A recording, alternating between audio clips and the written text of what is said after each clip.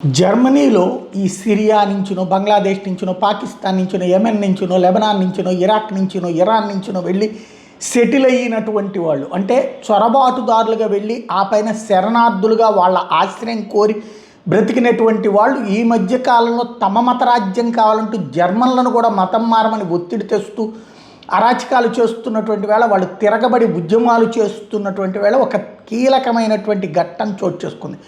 హ్యాంబర్గ్లో తాజాగా ఒక ముస్లిం మహిళ నడి రోడ్డు మీద తుపాకీతో షూటింగ్ చేయడం అన్నటువంటిది, వైట్ జర్మన్స్ని కాల్చే ప్రయత్నం చేయడం అన్నటువంటిది సంచలనం సృష్టించింది. దీంతో ఆ అమ్మాయిని వలన దాదాపుగా 3 వరకు పరుగులు పెట్టారు. ఇదిగో అమ్మాయి చూడండి ఎలాగా చేస్తుంది. అంటే ఇస్లాంని అంగీకరించిన వాళ్ళని ఏమైనా చెయ్యమని ఇచ్చేటటువంటి పిలుపులు ఉంటాయి కదా, వాటి ఇంపాక్ట్ అనుకుంటా. చివరికి పోలీసులు అరెస్ట్ చేసేదాకా ఆమె అట్లాంటి కాల్పులు లోడింగ్ చేయడం, కాల్పులు జరపడం, లోడింగ్ చేయడం, కాల్పులు జరపడం చేస్తూనే వచ్చింది.